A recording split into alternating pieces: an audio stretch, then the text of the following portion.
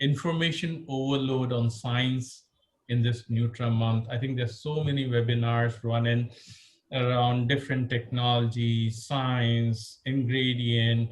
We at Nutrify India thought to focus at, how to make money out of it. So now, enough on nutraceuticals because of various webinars which are running. It's ingredients, it's science, and hence we have been engaging with leaders from industry, Nutrify India Network, to help startups, innovators, large companies succeed in their business journey with nutritionals. We started the Nutrition Month with the session called as The Switch, which was focused at RX to OTC switch of nutraceuticals. And it got very good reviews. Followed by that, last Friday, we had a session on understanding doctors' perspective of nutraceuticals.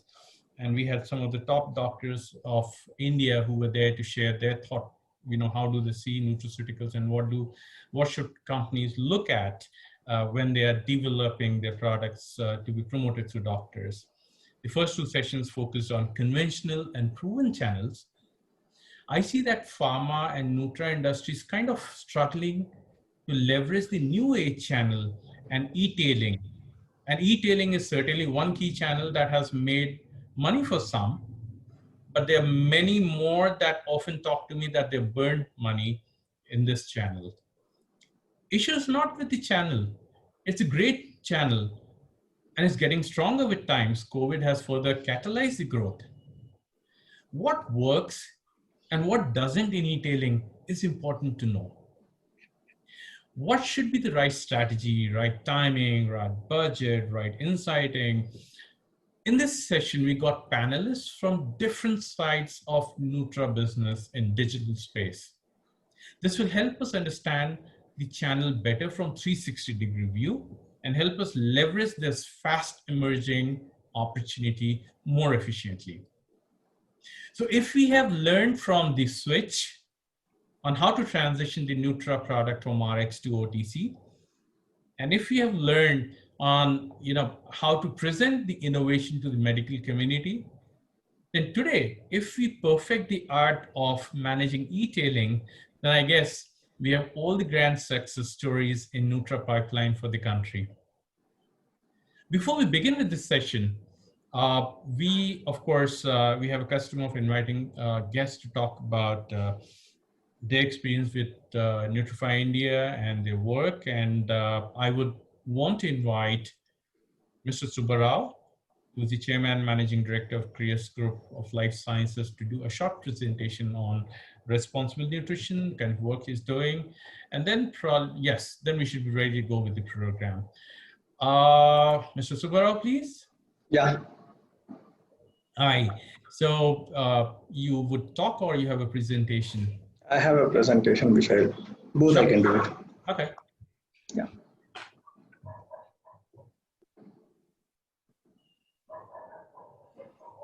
Hi everyone, welcome. So we are by name Kriya's Life Sciences. We're the contract manufacturer, leading contract manufacturer for the nutraceuticals, and we do we manufacture for different companies on their own private labeling. And coming to about our company, we have an exclusive nutraceutical facility, which is a world-class facility where we take care of all supplements, and we have a dedicated R&D and F&D facility for developing the products in-house itself. And our facility is certified by WHO GMP, ISO standards, and HACCP. And we mainly manufacture the products like soft gels, then tablets, then capsules, and we do the sachet formulations. And our facility is having a low RH. We will be able to handle the low RH products. So we'll be able to do the effervescent tablets and effervescent sachets too. And our unique product from our facility is vegetarian soft gels. We are the first company in India to get this vegetarian soft gel technology. And even in the soft gels, we have developed chewable soft gels, entry-coated soft gels, and inhalant soft gels. And in the tablets, if you see, we can do mouth soluble, chewable, entry-coated, sustained release, and even in the bi-layered tablets. And we are again in the capsule form in hard gel capsules. We are the first company to bring starch-based hard gel capsules. And in sachets, as I said already, like we'll be able to do effervescence, mouth soluble, sugar-free. And we all formulate these combinations as per the user requirement and the company's requirement. And what is the advantage of working with our company? We have, like, from the concept till the manufacturing, packaging, and till giving you the finished product, it all happens in one single roof.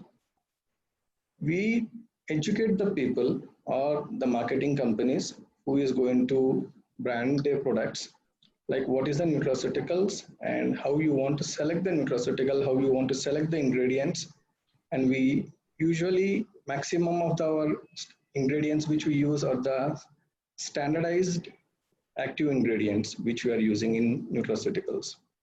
And our facility is already, as I said, that it's a WHO GMP, and we follow all the strict regulations as per the international standards, and we test from raw material till the finished product, and all 100% testing is done in-house, and we have a sophisticated all the instruments for the same. And coming to the packaging, we have a team like where they can develop you the packagings what you require, and we'll be able to give you like a concept of the packagings too, and develop it, printing all in one house only. And we partner with so many branded ingredient suppliers where we use their branded ingredients which are scientifically proven, and we use these ingredients to produce the nutraceuticals which we give it to the market. We are the exclusive partners with Astorial for their astaxanthin and Keneca for the ubiquinol for manufacturing in vegetarian soft gels. And we are again a exclusive partner for Cortical for their undenatured collagen peptide. So as I said you that we are the first company to produce the vegetarian soft gels. What is the difference between the regular soft gels and vegetarian soft gels? In vegetarian soft gels, we have these are very highly stable products and they have high strength and durability. They will be able to even withstand at high temperatures where the regular soft gelatins will get bursted at more than 35 degrees centigrade. And when you want to export this, it is free from TSE, BSE, and it is free from animal origin, gluten-free, non-GMO product. And coming to the, what is the advantage of vegetarian soft gels? It is more superior disintegrated, means when compared with the ordinary soft gels, when it comes to the expiry of the product in regular soft gels, the disintegration times increase, where in vegetarian soft gels, it will be persistently same from the manufacturing time till the expiry of the product. And it is more bioavailable, and it is suitable for halal, kosher, and vegan. And we are again first company to produce paste formulations in vegetarian soft gels. Usually in the whole world, there are formulations of vegetarian soft gels with oil based, and we are the first one to produce paste formulations in vegetarian soft gels. And coming like to the clients to whom we work with all clients, major bigger clients in India who sell their product by prescription, even on online. And our major client is like pharma. We work with Glenmark, Lupin, Healthcard, Zydus, and like. And some of the products which we already manufacture them are this.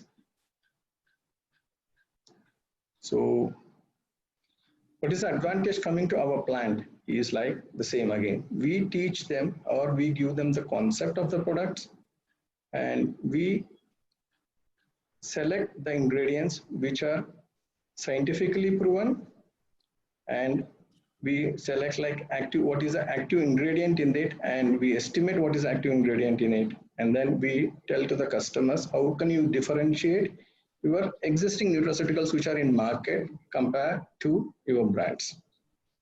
And for your queries on your domestic or exports, you can just contact us on this. And we have even the pharmaceutical companies, and our group is of having about 4 companies,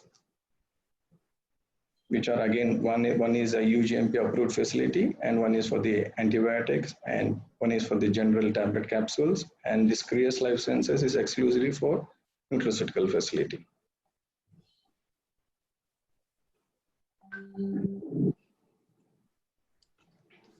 Yeah. Okay, great. Thank you, Subara. And we are now good to go ahead with the program. Friends, to moderate this Power Pack panelists that we have got, and you'll soon get to interact and know them, but to moderate them, we have got Dr. Som Dutta, the guru of eTailing. She has built multiple nutraceutical brands in digital space, and she would now share her learnings as well as help us take deep dive into the expertise of panelists to make it very meaningful learning session. Dr. Som Dutta is the Managing Director and CEO of Acidus Global, US. It's a fast-growing e-tailing company.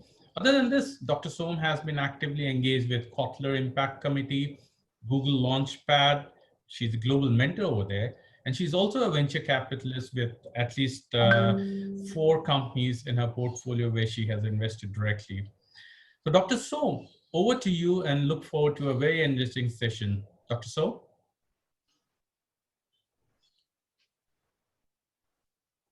You're on mute, Dr. Som. Let me just. Thank you so much, Amit, and a very warm welcome to all the amazing listeners today, and a very warm welcome to the Power Pack panelists that I have. And Amit, thank you so much for putting this together. I think Nutrify India, since its inception, has been revolutionizing the Nutra market, and I have been a beneficiary for it. And I have also worked with Amit on several projects and seen how globalization of nutraceutical and how omni-channel in nutraceutical is changing the overall gamut. E-tailing. So when we talk about e-commerce, the first few things that comes to our mind is, how do you get started? How do you build brand? The cost of doing it, logistics, supply chain, and much more. And to answer all of those questions, I have an amazing panel today. From a Vijit Jalan of HealthCart to a Mangesh of Shoptimize to a Bhargav Bakshi of Shopify. I have Kushal from Dr. Reddy's, and I have Abhijit from Liberate, and Deepak from none other than the company that he's building in the nutraceutical space, which we're going to talk about and dwell deeper there into functional drinks. My experience as a nutrapreneur, like I call myself, has been that at the end of the day, there are multiple things that makes you successful. It's not just about a great product or identifying a great platform. It's about understanding the consumer base that you're targeting. It's understanding the behavioral science, analytics, and most importantly, being very prudent about the kind of people that you work with to make the business successful. All my brands, from a Physician's Choice to an Amplicell to a Biotivia, and in fashion and erotica, and in beauty, a Boss Lady Beauty and Grace and Stella, are all multi-million-dollar enterprises. And guess what? E-commerce only. From a Shopify to an Amazon to a Flipkart to a Nykaa, we sell across. But it hasn't been an easy journey. But today is not about me just sharing my journey. It's about learning from these experts. Let me give you guys some numbers. E-commerce in the peri-pandemic situation has seen the highest boost. India alone has seen a 26% growth. And guess where the maximum growth is? Nutraceuticals. That's right. And not only that, United States of America, despite all the challenges it's going through, has seen a 200x growth in just nutraceuticals alone.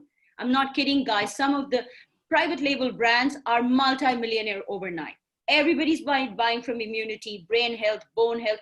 Talk about it. They're buying it all online. And that's what we're going to talk about today. If you are a large player or you're just getting started, today's goal is to empower you with the knowledge and the tools that you require to make your business successful. And I'm going to start with my phenomenal panelists and request all of them to give a brief background about themselves before we delve deeper into different aspects. Bhargav, we're going to start with you. Bhargav is an APAC head of Shopify, a platform I religiously use and contributes to over 40% of my overall business. Bhargav, do share a little bit about yourself and what we can learn from you today. Hey everyone, I'm Bhargav. I work for Shopify. I take international partnerships, joined the company almost 6 years back. I was their first employee in India and their second international hire. So before the company, wasn't even public or, hadn't even gotten very popular, I was working for. So prior to that, I worked for Google. I'm a computer engineer. And yeah, it's been a great experience working in the internet industry. I also help a lot of startups scale their businesses online. Happy to be a part of the panel today and happy to answer any questions that you may have. Thank you so much, Bhargav, and a very, very warm welcome from all of us here at Nutrify India to be on this amazing session. Vijit Jalan is from HealthCard, and a lot of you guys who are here are well acquainted with the fantastic platform HealthCard is. But Vijit today is going to talk about true basics and how to grow a private label brand online and make it a multi-million-dollar venture. Vijit, a little bit overview about yourself before we learn more about what you're doing with True Basics. Thank you, Som. So primarily today I'll talk about how to build a nutraceutical brand, or probably how to build a consumer brand across internet. How do you optimize or scale the brand on different platforms? Which are the sectors or which are the broad functions you need to take care of while doing this? And that would be about it.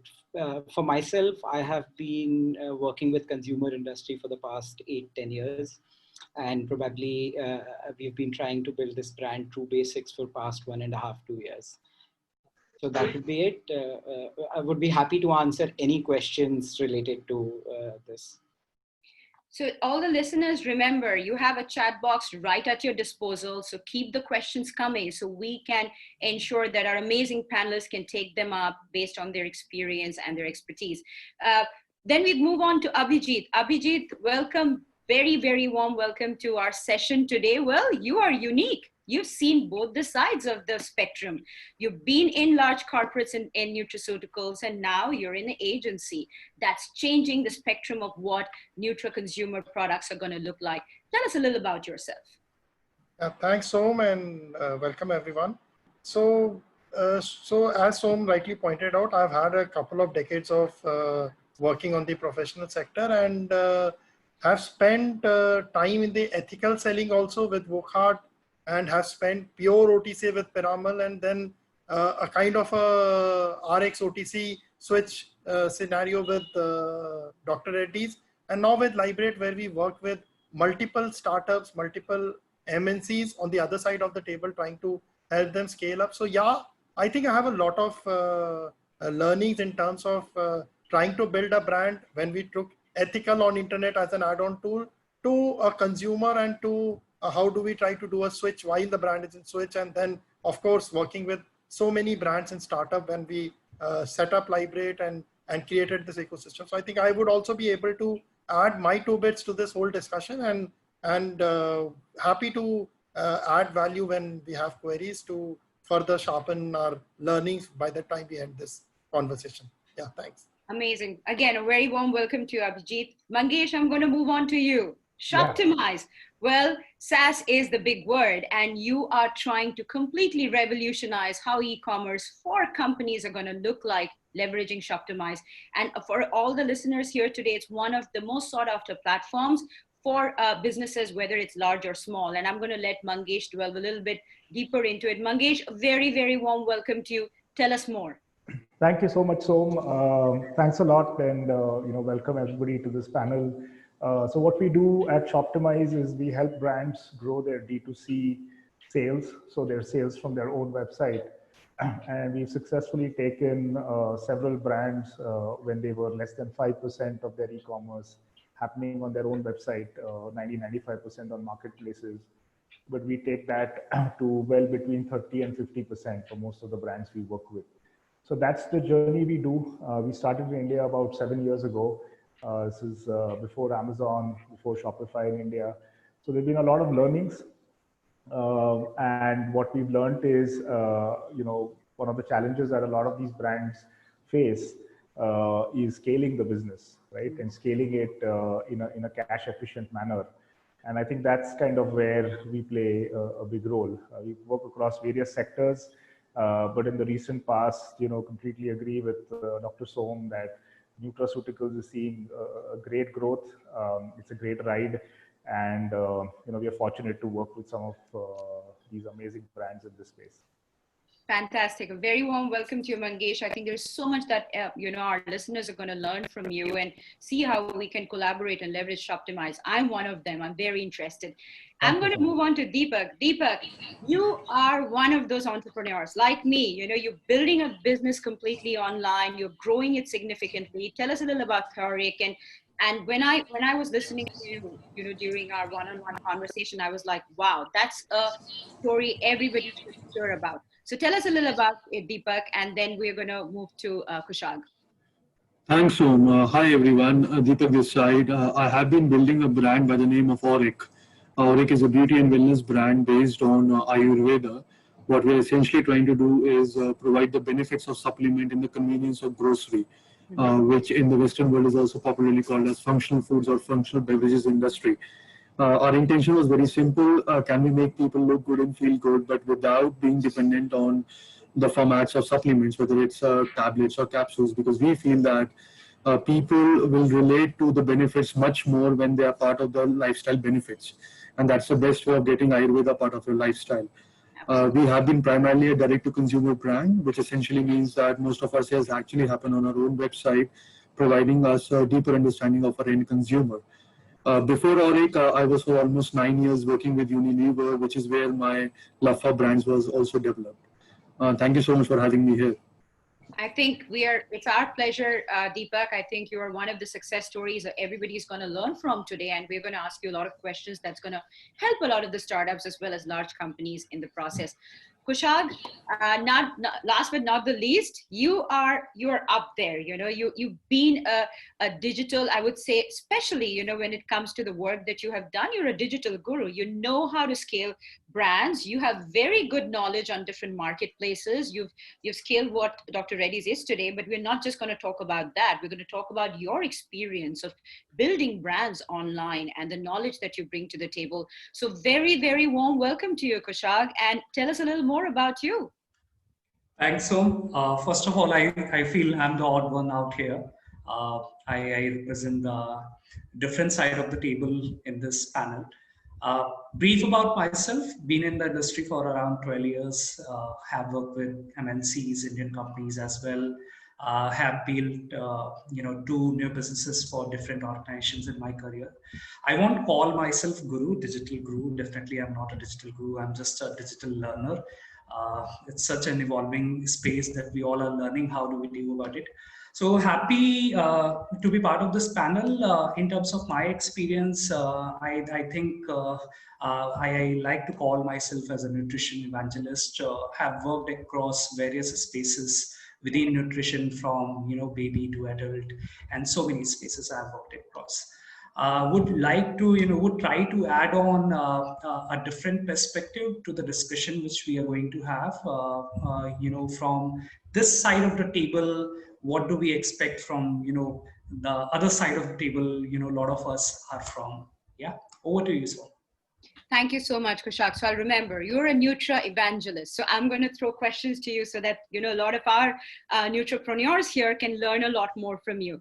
So let's delve deep now. I'm going to start with Bhargav. Bhargav, Shopify has not only seen a significant growth over the last few years, it's become like the most sought after platform for any startup, whether in Nutra or in any other segment to kind of, get started. But I'm going to talk about Nutra because not only are my brands all on Shopify, but all the other brands we work with, whether it's a Cipla, whether it's a Himalaya, we have migrated them to Shopify because of the seamlessness of the platform.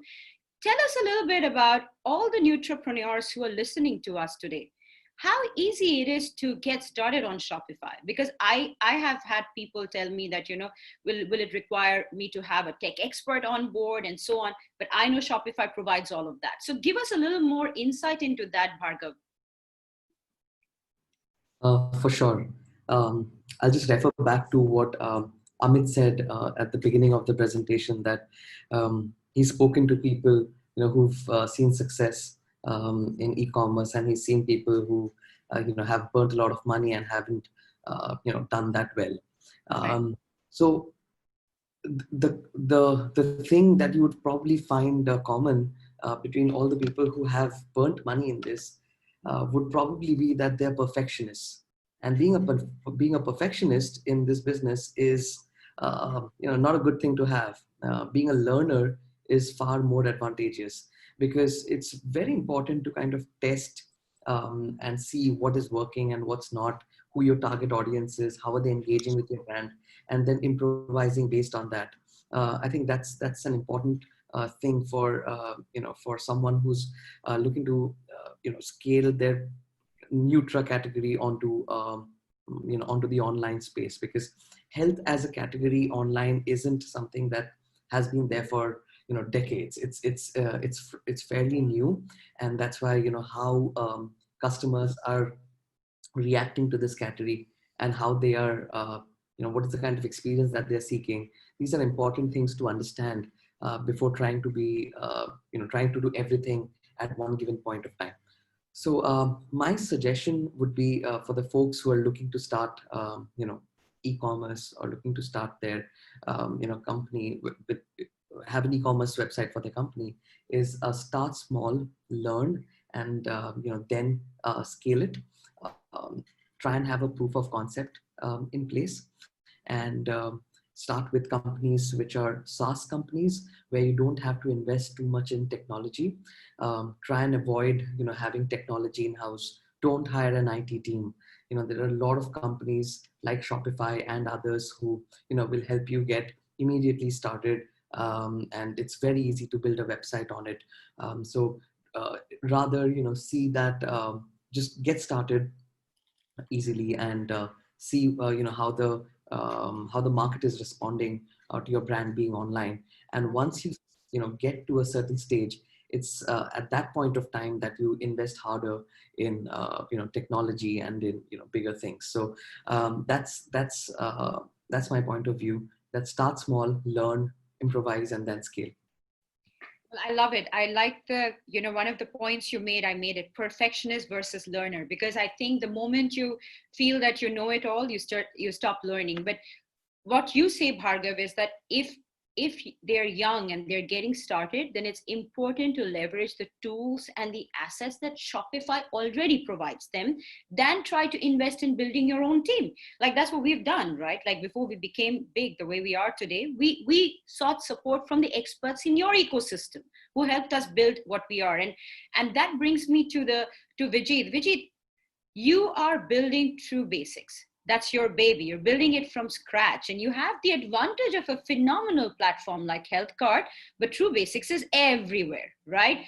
You can buy it across marketplaces. And what Bhargav talked about from a perfectionist versus learner, tell us your insights as to how you're building True Basics as a sought after private label nutraceutical brand from scratch. Great, thank you, so. So let me just put my cents into building any category in terms of not just a Nutra category, but in terms of any consumer category online. So it has to start with a thesis. So you need to understand your consumer, their need, and try to, it could be across any category. So a consumer might be buying a beauty product, and that need might replicate into a Nutra product. So for example, a Fair and Lovely indicating a glutathione sales, something which adds to a fairness thing. So one has to understand the consumer need, and is he satisfied to the core level of consumer, as in is the consumer satisfied in terms of core level of the gratification he is seeking.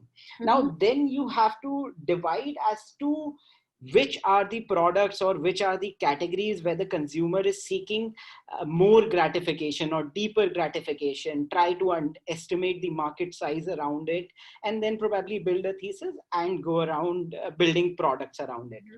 Now, once you build a product, so again, once you launch a brand, you should think about just a single go-to-market channel, as in you should just think of not spreading yourself too thin. Think about going to the consumer directly where you get a very quick feedback, and probably these days e-commerce and online is the fastest medium to get a feedback from consumers.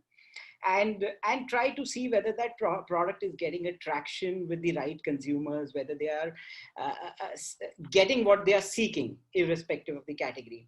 Now, this is where the experimentation mode starts. Your thesis might go for a toss. It will never happen that whatever you have built. So thesis is just a base where you start, and you have to be doing alpha, betas, A/B tests with products and things like that, different channels, targeting different consumers, different geographies, different price points, to see what is the sweet place where the consumer actually sticks to you, where you get the traction. And that is where you try building your unit economics and probably scale. So my view here would be, obviously you have to be very, very experimentalist, and you have to be very quick learner. And this you have to actually, horizon has to be broadened, wherein you are seeking feedback from different categories and trying to build products around it. And then just minimize your problem statement, minimize the variables you are trying to solve. It has to start with just one product and just one channel, and see what kind of traction you are getting. Have a clear defined matrix as to where you will define a success. So for example, initially, if you don't define that, let's say you launch a product and you say that I'll launch it at Amazon. Let's say category is, let's say, a 1 crore category, and you start selling 1 lakh. One person might think that I have not done enough. The other might say, oh, wow, what have I achieved? So you have to be very clear as to what you define success and probably build on that. What I have learned across is that we just don't have this tendency to think through initially as to what are the matrices where we are defining that these are some things which we need to hit, and that is where we will call that, yes, we have passed phase 1 and we'll move to phase 2. So these 2-3 things would be very important once you start or once you decide to get into a brand space or into any e-commerce business, I would say. Okay, so what you said, Vijit, and if I can correctly summarize, one is very important, is any brand that you launch online should be driven by analytics, right? You need to know your consumer bases. One, you need to know that, like what I typically do is I map out the competition. I look at the size of the category. I map out the competition. I also look at the number of SKUs the competition has online. I look at what kind of sales numbers they're doing. And I also take a look at, hey, if I have this particular product that has 20,000 reviews and I have page 1 and page 2 has similar products with that number of reviews, that means it's a high demand but high competition. So I got to be more prudent about entering that particular space. That how much money do I want to burn, because they're already at that level. So coming to that, Vijit talked about some very important aspects: analytics-driven decision, one marketplace at a time. A/B testing, that is what he talked about, that, we got to be more, testing, A/B testing, seeing what SKUs do well, and then pump your money there. Abhijit, you've been on both sides, right? You've helped these brands go online. Now you're helping them scale online from the other side of the spectrum as an agency, as a consumer driver. What has been your experience? Yeah, so I kind of resonate with what Bhargav and Vijit are trying to tell, that we have to be very careful and we have to be cautious in the way we go about doing and experimenting before we try to burn the larger bug. But now, having sat on the other side of the table for a larger part of my career, and as I see the other nutraceutical brands also, or any FMCG brands that come to Liberate, some learnings that come to my understanding. So for example, I was with Workhard. So at that time we were having ethical brands like Dexolac, which is today lost somewhere between the NANs and the lactogens, but it is still surviving there. And that was something that we were trying to take also figure out ki yes, if there can be other alternate channels, and modern trade and e-commerce were just kind of opening up. And we also had Protein X. So Protein X today has kind of scale. So I was heading sales in the southern region, and a lot of learning. So while there were multiple categories, and when I moved into Piramal, so we realized that nutraceuticals were booming, and at that time our strategy for a product like Supraactive. So the other day in the switch, I think Brijesh Kapil was talking about Revital, and how Revital became a success story once they did the switch. So we were the David and Goliath, and we at that point of time thought modern trade and e-commerce, and we had our own learnings and our own challenges. So after a 180 crore Revital, we had a 20 odd crore, and for 20 odd crore we burned close to 15-20 crore worth of media before we realized that it's a burn that is going down the drain. And a lot of learnings came in the play. And even in Dr. Reddy's, when we launched a nutritional drink, energy drink, we were again kind of a David and Goliath, where ORSL was getting scaled up in distribution. But within pharma, you feel a 10-15 crore brand is an exceptionally good launch in 1 year. But when you look from the FMCG lens, maybe so HUL would look at 25-30 crores in year one to be not so great, because that you get basics for distribution. So in my mind, having sat on both sides of the table and now working so closely with so many corporates, so while I understand, yes, we need to go slow and we need to be very clear about our experimentation and don't burn the larger buck. And I agree with Bhargav that yes, we should not be looking at becoming perfectionists. But in my mind, I have kind of formed my own SWOT, especially this is important from a nutritional perspective, that if you have this SWOT of yours in mind, probably this will help most of the entrepreneurs and maybe the corporate guys also to kind of understand what is it. And in my way, I define my SWOT as, so for me, S is the size of the brand that you're looking at building or getting from this e-commerce space. While you are experimenting, but be wary of the size that you are driving, and also be wary that what are the SKUs that you want to get into. So these are two important things. Don't try and kind of jump because you have got a great product into 5 SKU sizes, none of them having optimal, because yes, experimentation could be there, but it could have your own repercussions. And e-commerce per se is a very non-forgiving space. I think if you do wrong, you are directly in touch with the consumer. One mistake and wrong positioning, wrong storytelling, and I think the consumers are really non-forgiving, and with people being exceptionally good at Twitter and Facebooks and of that kind, I think we'll have to keep that in mind. So for me, size of the brand and having that P&L perspective is very important before you kind of jump in. Then for me, W is actually know what your consumer wants. Do not give him because you have an exceptionally good science and an exceptionally good understanding that yes, you have developed the best formulation or you have brought it, but have you Indianized it to the Indian taste? I'm really right now talking more with the perspective of India, because I think over here the ethnicity, the taste, the look, the feel all matter. And so for example, if I were to give you very simplistically, people understand ashwagandha, but people may not understand sea buckthorn.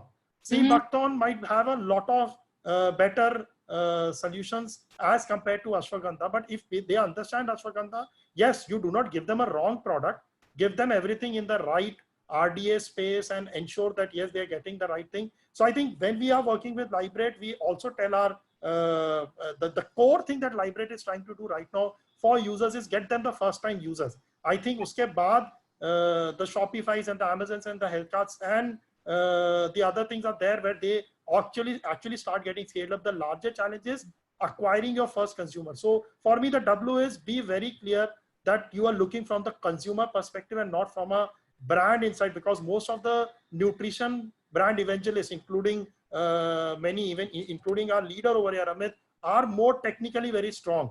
Yeah. But we need to be very wary about what the consumer wants. Sure. O is a fairly simple one. I think the OTX component that you want to drive, be very, because most of the nutrition brands, you take Pediasure, you take, for example, Protein X, have all kind of come from that journey. So I think the OTX component has to be so like, for example, we work in Librate, we work with quite a few dietitians also very closely. So some are examples that I can give you, and maybe these are some names known to some, not known to some. So a big dietitian in the northern sector is one Dr. Lokender Tomar. So he was doing very good in his normal practice, but suddenly he decided that yes, it's time for him to launch a brand, and now he stopped his practice and is gearing up to launch his brand. We are one of the partners where he's doing it, but he's doing it across all places. And he's also very clear that yes, he has to put his own science perspective behind it. Or even if you take a big organization, say for example, Organic India, they took over a business of Dr. Shikha Sharma, which was NutriHealth, and are trying to scale up. So in nutrition, I've kind of seen that there is a OTX component, and you should be very clear. If you have got zero OTX component that you are looking at, then you should have a very strong go-to-market strategy, considering that FMCG guys ke saath, if you have to fight the battle, then you'll have to fight it with a very deep pocket. And for me, trade channel is the last part, which is in my SWOT, the trade channels. Yes, you are starting with e-commerce, or you're in building e-commerce in your strategy if you're coming from the other route. But largely, let's assume you're starting from e-commerce.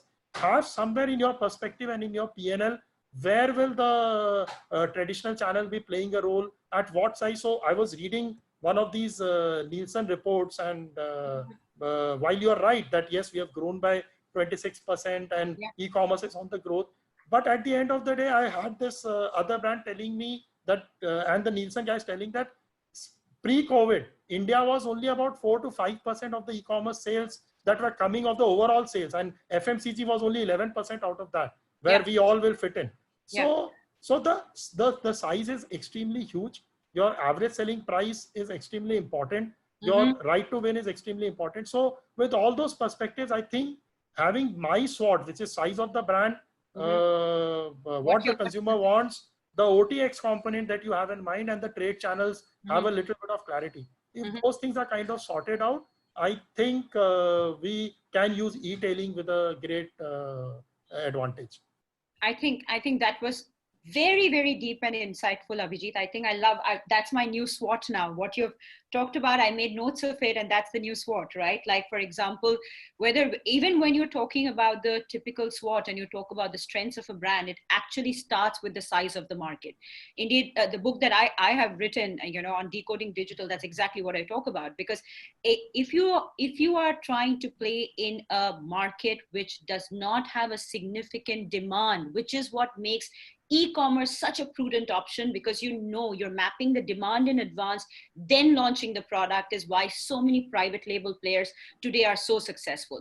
Like from a Mama to a Bold Fit to some of these brands, which are all e-commerce doing multi-million dollars a month, are all like that. But at the end of the day, like you said, the OTX component and also the price sensitivity, especially from an India context, is very important. Like, I am one of those entrepreneurs whose private label brands are completely geographically demarcated, right? I don't sell my US brands in India, because what I sell in US at a $30.99 cannot sell in India at a $30.99, right? So if the moment you convert that $30.99, it becomes a huge price, then I'm competing with too many other brands where the consumer is coming and seeing the price, seeing the ratings and reviews, and they're like, maybe too expensive for me. The same ashwagandha, which I sell under one brand in US at a certain price, I sell it under another brand at a different price. So that strategy is also very important, geography-wise, price-wise, demand-wise, and most importantly, the size of the market. I think that's what makes it a very robust proposition. So moving on to Mangesh. Mangesh, you heard these three, absolutely great Nutra evangelists, right?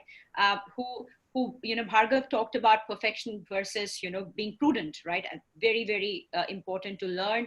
Vijit talked about analytics driving, A/B testing driving, and Abhijit gave us the new SWOT, right? Which should actually fundamentally be at the very foundation of any Nutra brand that is trying to launch and scale itself. Right. With Shoptimize, where you're trying to revolutionize how e-commerce, works, marrying technology, marrying, intuitiveness, at the end of the day, consumerism, right? So tell us a little bit about that, and what do you think from that perspective, what is changing? Has the shift happened? And if not, what do nutrapreneurs need to keep in mind? Absolutely. So first of all, the simple answer is the shift is happening as we speak, right? We are not there yet, and I think, very rightly put by Abhijit as well, that there's a long, growth ahead of us, which is great, for all of us. So our role, primarily has been working with brands to kind of make sure that they can grow to their full potential. And there are multiple things we spoke about, but there are two things that I would like to kind of stress on, which very often I have seen brands in India struggle with, right? Number one is storytelling, and storytelling from an aspect of trying to build trust, which is extremely important in the nutraceutical industry, right? And we've seen many brands actually not put enough thought behind it, not being able to create that space in the consumer's mind from a brand perspective and the ability to tell their story correctly. The second bit that I would like to kind of stress on is data. Data isn't, given the respect it should, very often. We have customers, we have spoken to very large brands, literally billion-dollar enterprises, and when we talk to them about their data, they know so little about their consumers. It's very surprising, right? So while you're out there trying to build your journey, I think these are two things that I have seen. People not give enough attention to, in addition to, of course, everything everybody has already said, and very relevant points made along the way, right? So storytelling is, of course, something the brand needs to do, but data and using data to grow is something that partners like Shoptimize can help with, right?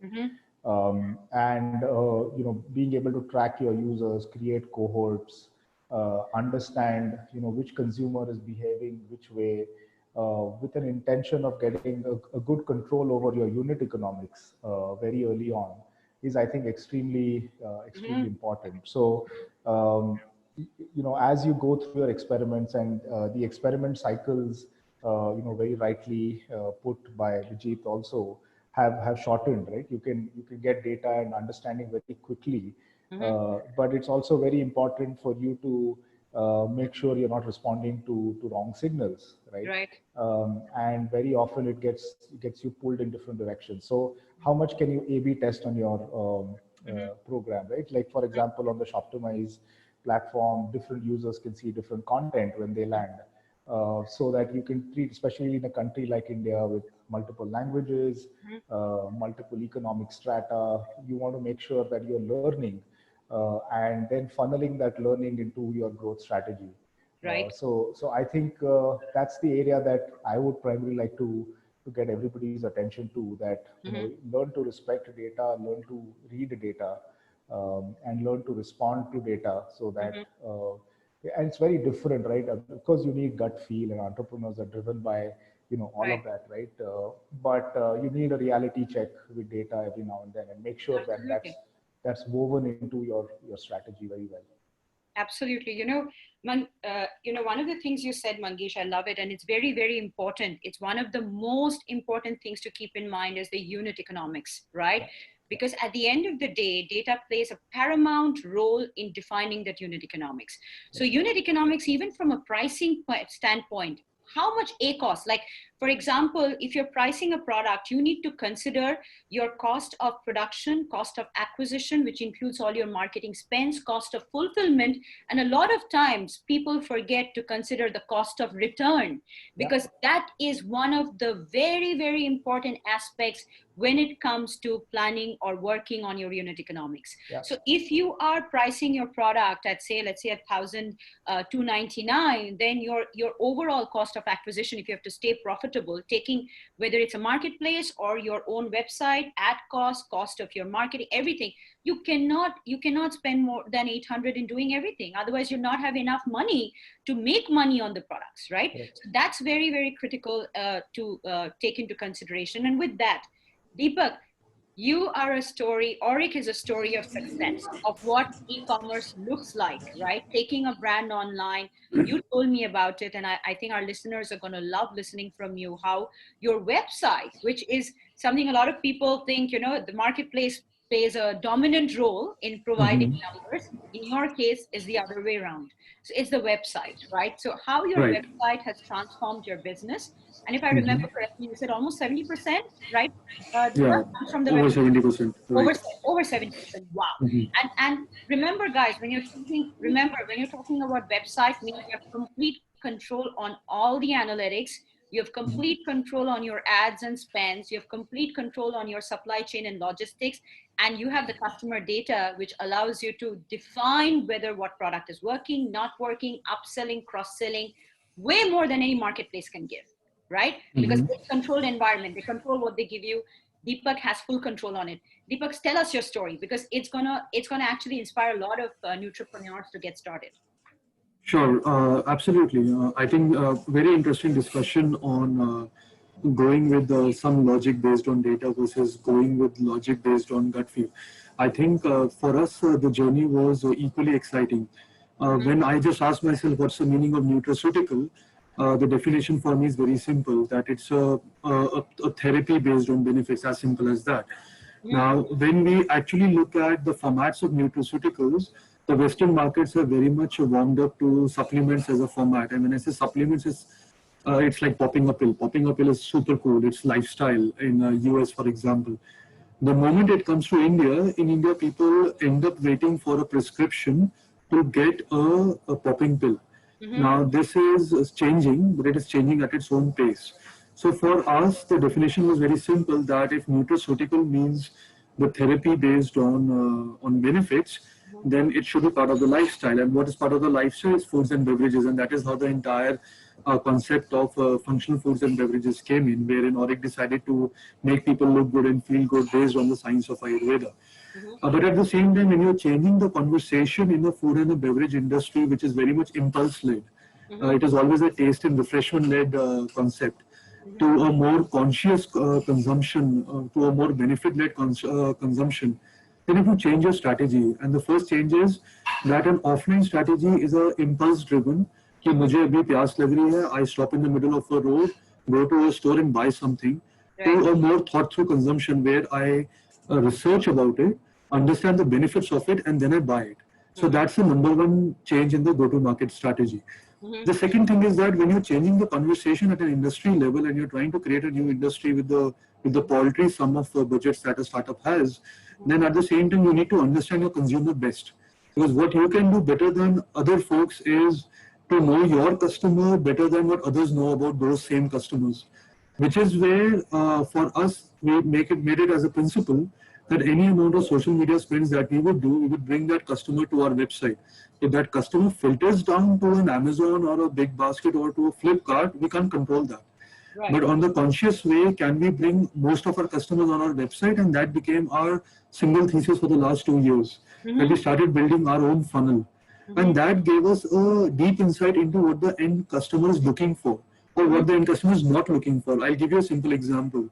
When we were launching, we thought that our product is relevant for metropolitan cities, the top 5, 7 cities, that's it. And today, only 35% of our sales come from those top 5 cities. Right. In fact, our 35% of the sales come from the tier 3, tier 4 towns. And we were super surprised with that. We never thought it could happen, but the data proved us wrong.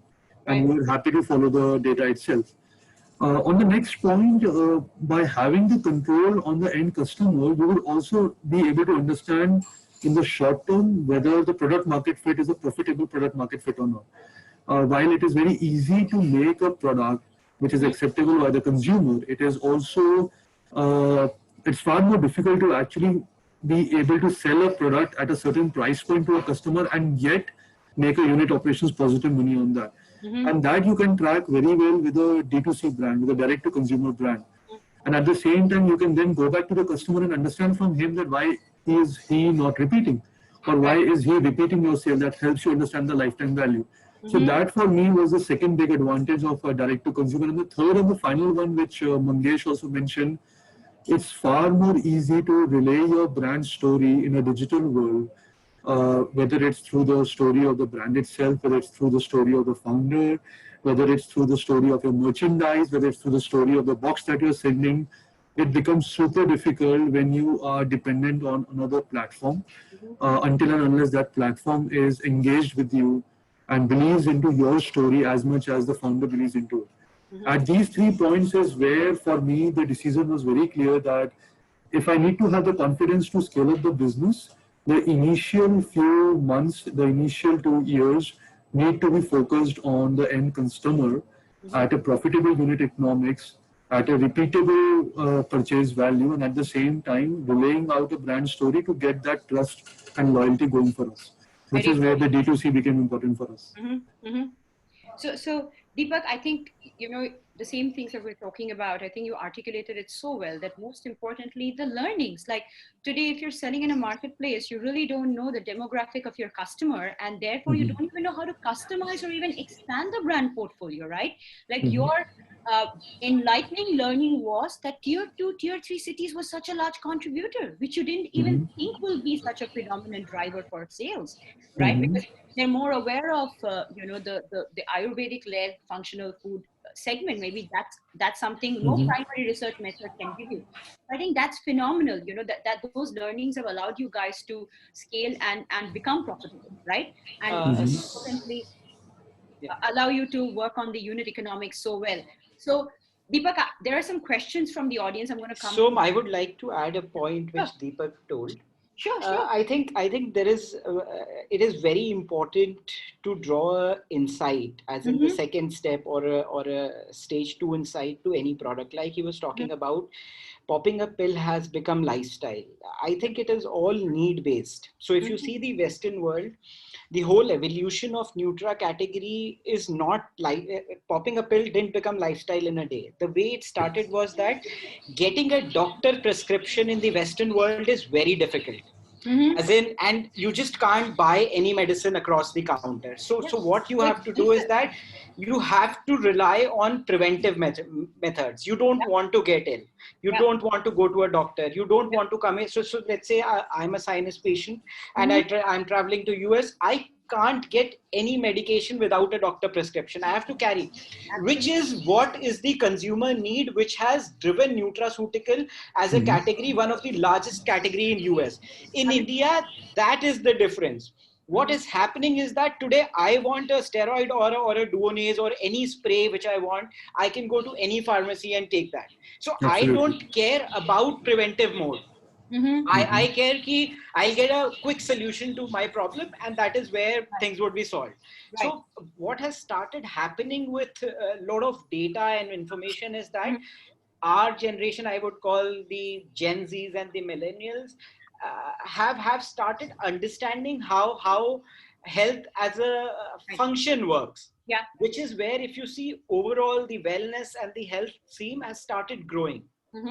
So this second order action, result oriented behavior is somewhat driven by some other consumer need or the surrounding need or the society need, which one needs to understand if he wants to create an alpha in, let's say, any space he's trying to win. So I think I wanted to add that point to it. That's a brilliant point, because I live in US, and like you said, that you can't get any medicine, especially that has anything to do with a pharmaceutical ingredient or anything to do with a drug, if it's like on a schedule H or anything like that, without a prescription from the doctor.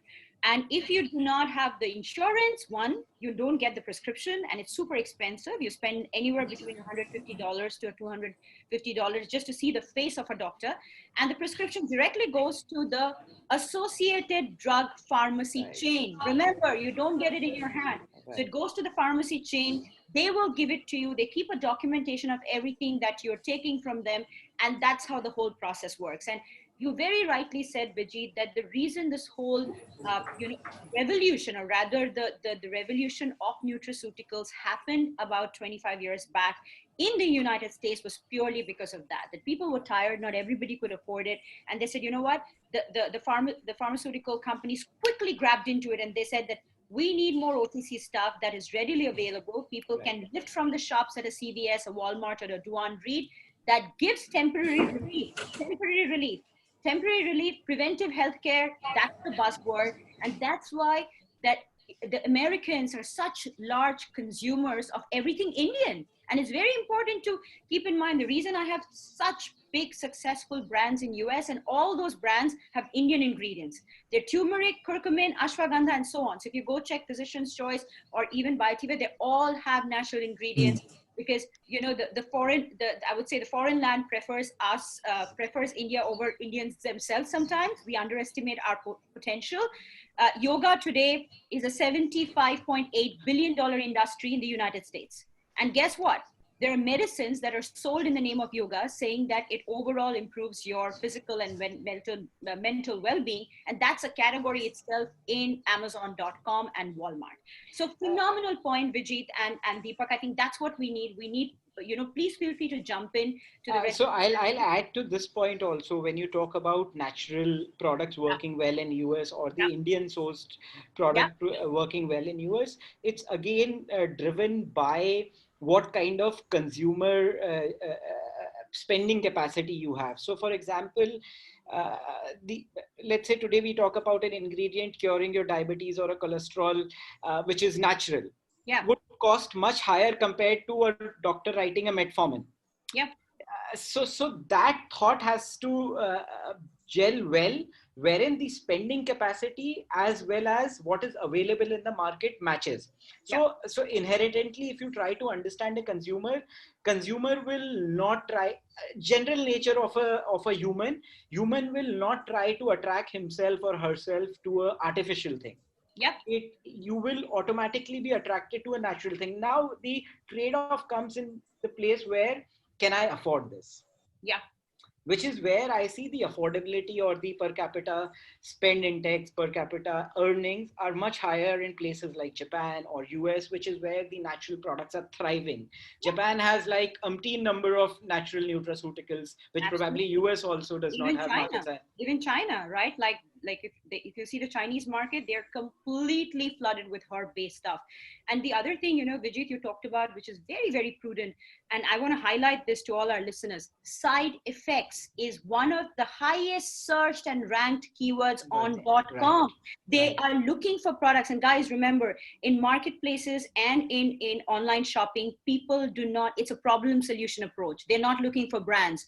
That's why the private label players make so much money online, because they're not necessarily looking for a very big brand. And I'm going to come to Kushag because he's been on that side of the table. But Vijit, phenomenal points. I think Deepak, you brought in that jest that, you know, what it takes to really kind of grow the brand. Vijit, some phenomenal insights, because we need to keep in mind that the consumer behavior is driven by both psychological as well as your income-based kind of, you know, solution. So that's very, very important to keep in mind, that people are looking for options that has no side effects. That's why natural works so well. And they're okay to spend an extra $2 to $3 on it, because they don't want to take medicines for which they need other medicines to cure themselves, right? Kushag, coming to you. Like I say, last but not the least, but you are the Nutra evangelist here. And like you said, you've been on the big side of the table. But I believe, you know, even if you are with big brands, when you're launching a new brand, it is still a startup, right, Kushag? And you have to do all of that any of the other startup entrepreneurs have to do. So what has been your experience? Because you have built brands which are very successful on marketplaces, where supply chain and logistics is very seamless. And most of the challenge to our listeners, especially our listeners who are listening in today, is that it's too time consuming. Like, you know, is it easy to set up an online store and start selling? Is there not too many permutation combinations involved? Well, Deepak talked about, you know, how it's very, like, you know, it's worked phenomenally well for him. But we want to listen from you. Like, you know, what's your experience like? Absolutely. So I'm just kind of taking a step back, and you know, why e-detailing? I think answer is obvious. You can't just let go this opportunity, and with COVID coming in, it has just kind of, you know, fast tracked this channel of distribution. This channel of sales has just got, you know, fast tracked. Now, when we talk about e-tailing, there are two types of players in this. One is a large organization, you know, which has all the whereabouts, all the ecosystem in place. And second, you know, we have our nutrapreneurs, as you were saying. Now, when we talk about both the stakeholders, I think the journey could be divided into two pieces. the first phase, I would say it's 0 to 1, where a lot of us have spoken about. You pick up one thing, you get into it, you experiment, you learn, and then you tweak, and then you scale up. You know, and that for me, when you are in the phase of 0 to 1, that's the most sensible thing to do, because whether it is a large pharma company or a large, for many FMCG companies also, e-commerce has been a different animal altogether. And definitely for nutrapreneurs who are just starting up, this channel has a lot to learn, a lot to understand. So 0 to 1, as everybody, Vijay, Bhargav, Deepak, everybody, Abhijit, everybody has said, just get into it, learn, and then get into the phase, which is the journey from 1 to X, or whichever level we want to go. Now, there are certain aspects I also want to highlight. It's not just about the marketing fundamentals when it comes to e-com, especially for a complex ecosystem where you are working in a large organization, and you have so many pieces which are moving all together. Operational challenges have a big kind of stake. They take a lot of mind space, getting your product registered on e-com players. I'm just taking an example. Many of the pharma companies won't even know who's the category head of category lead of nutrition in a particular e-com platform, whether it is health card or so the struggle starts from there. And then getting into getting your product registered, even small things, getting the right specs of photographs, the entire registration process, that all is lot of challenges are there. And that is where I completely agree with what Vadu said. Start small, don't spend too much money over there. Or there is another option which many companies go for. You take help from a partner who has been doing this thing again and again, so this kind of fast tracks your learning. But if you are doing it yourself, within sitting in a large company, or starting up on your own, I think the 0 to 1 learning is very important. Few points I just want to highlight. I think a lot of things, most of the things have been already covered.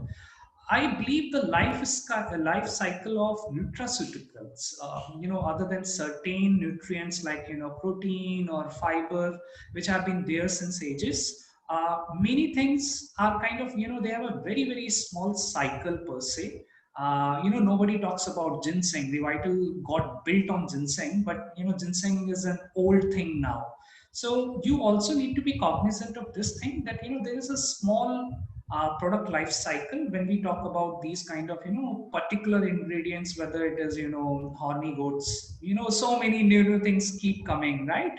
So you have to jump at the right time, take advantage of the trend which is happening. So I mean, immunity is a trend right now. So if you are missing this bus, you are kind of missing the initial opportunity, because later on the category is going to be cluttered, and the moment category gets cluttered, your margins will come down.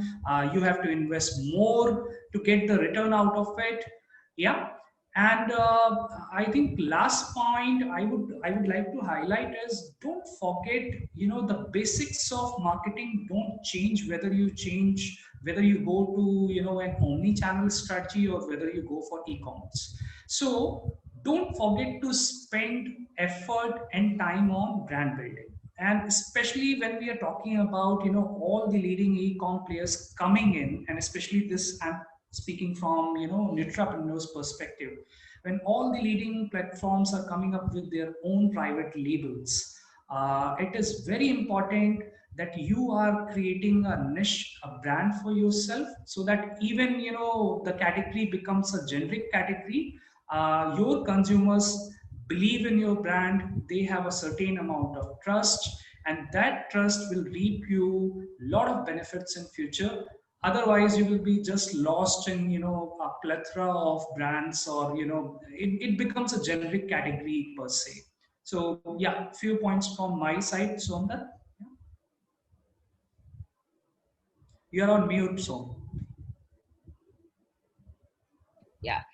Thanks, Kushag. I think, one of the things which I love is the launch, learn, tweak, and scale. And when you said this, one of the key things that is very, very important for the listeners, and something that I practice, I'm sure Deepak does it too, is that identifying the low-hanging fruit where the competition is low, but the demand is high, right? Like, but you guys need to, like, one thing to keep in mind is that when you are selling in marketplaces, remember guys that they are guided by policies which are basically from the government itself, or policies that they believe in. For example, Amazon will not allow you to list anything that even sounds sexual wellness, right? They're not going to allow you to list that. Or sounds like, for example, you can't list a product that says nipple firming cream, which you can on .com. It's allowed.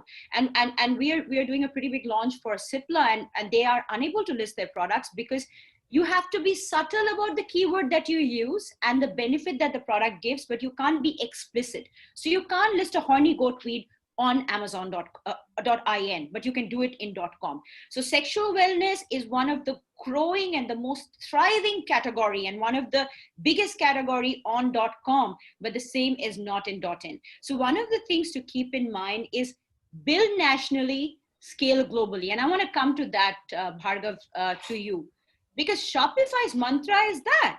And that's something that has worked phenomenally well for us, because you can have one store and you can sell globally, right? Because, and most importantly, there is no restriction on what you can sell. And that's very important for our nutrapreneurs, because a lot of them, I know personally, are innovating in spaces like, for example, whether it is sexual wellness, whether it is, maternity, post-maternity wellness, but there are restrictions on some of these categories on marketplaces. So tell us about the whole, build nationally and scale globally, or sell globally advantage with Shopify. Sure. I think local, act global has been something that I've learned from Google, and then even over to Shopify. And yes, it is going international today is not as difficult as what it was earlier. But some of the tips that I would like to share is first, try and start small, like I had initially mentioned, and try and win one geography at a time. It's okay to probably go into one state, then expand to 10 more, and then the entire country, and then go internationally. So you don't do everything at one point in time. But when you go internationally, one of the things Okay, guys, whoever is not speaking, okay, great, okay. Yeah, go ahead, Bhargav. Is there some noise? Yeah, no, that's fine, that's fine. I think somebody was not on mute, so it's okay. So carry on, Bhargav, we're good. Carry on, yeah. One of the things that I would like to suggest is, well, yes, it is possible, for you to have one website, and on Shopify you can easily have different, currencies or different payment methods for different countries. A better way to expand internationally, maybe to provide different user experiences in a different country. I often, cite the example of Starbucks. If you look at the Starbucks website in the US versus what it is in India versus what it is in Japan, they look very different from each other, even though the product doesn't drastically change. So that's something that one needs to learn, because you need to identify with the behavior, the lay of the land, and give customers of that land the feeling that this is a local product. And for you to do that, UX is going to be a very critical part. How customers and buyers maneuver across your website. What are they looking for? What are the usual places that they find, let's say, the home icon or the checkout icon or the cart icon? These are things that differ a lot of times across various geographies, and that's something one needs to keep in mind. Also, following analytics, as you expand internationally, one of the first things you need to understand is, where do you expand to at first? So try and look at the analytics and see that which are the countries that are getting you traffic today, without you expanding internationally, and try and see, what those customers look like, speak to some of those customers. The more closer you get to your buyers, the better it is, and see what inspired them to, come to your website or see some products or try to make a purchase. I think that way you'll be able to better understand, the geography in which you're looking to get into. And also look at, there are a lot of good options in logistics today. I've been a fan of DHL and logistics that they provide to Shopify merchants. There's a direct integration available on the platform, that'll allow anyone who starts on Shopify to just have a DHL plugin in less than 2 minutes and get started with an account. So these are some of the basic things. Have a different user experience for each of the geographies. Have local payment methods. If you're selling it to China, try and have payment methods like Alipay and others, which are very popular in the market. And try and have a good logistics solution. Logistics is one of the toughest things in export. Backbone. And try and learn about it. Try and get a solid partner who can help you around it. And I think these are some of the things that I would ask folks to keep in mind when they're expanding internationally. Absolutely, because somebody even asked that question. He's an anonymous attendee. I don't know whether it's a he or a she, that eTailing globally using a standalone Shopify store. So that's something that is very important. And I'm going to ask Vijay this, but I'm going to request all the panelists, feel free to jump in, because this may be relevant to you as well. And I have somebody called Shiv Sundar Gopalakrishnan who's asking that, hey, could you throw some perspective on benefits of nutraceutical products, especially targeted to the millennials, because they're the largest shoppers online. So Vijit, you want to throw some light, because I know how you're building True Basics, and it has a very youthful, young, vibrant feel to it. Was it built keeping in mind the millennials? Is that the target audience? No, obviously, once you start building a nutraceutical brand, you are not keeping millennials in mind. You are obviously targeting the elder population. Right. But the people shopping online, unfortunately, are the millennials.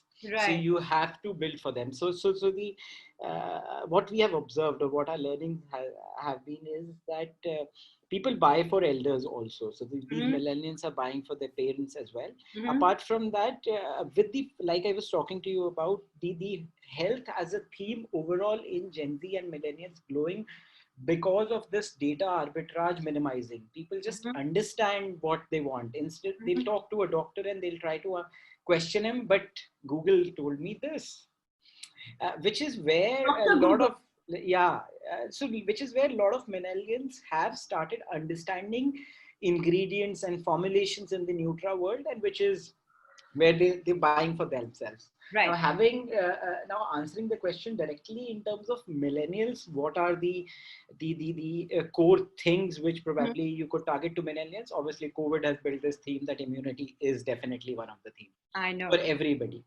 Now, the second thing which we observed a lot was related to it's all about energy. So what was happening was, between 30-35 age group, was that a lot of people, when we used to talk to our customers, they used to feel lack of energy. We get tired very easily. We feel lack of stamina.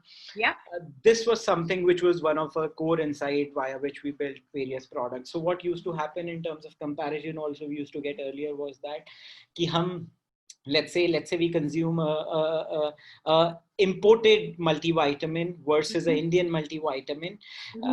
What effect the imported multivitamin gives us, the Indian multivitamin does not give us. So let's say I have started consuming, let's say XYZ imported brand, and I was feeling much better in the day, but when I switched to an Indian brand, it didn't. So the insight there was that you have to build formulations within the regulations which actually match the gratification strength of imported multivitamins. Obviously, reasons being that imported were not regularized outside, as in they didn't have RDA regulations, so stringent RDA regulations. Right.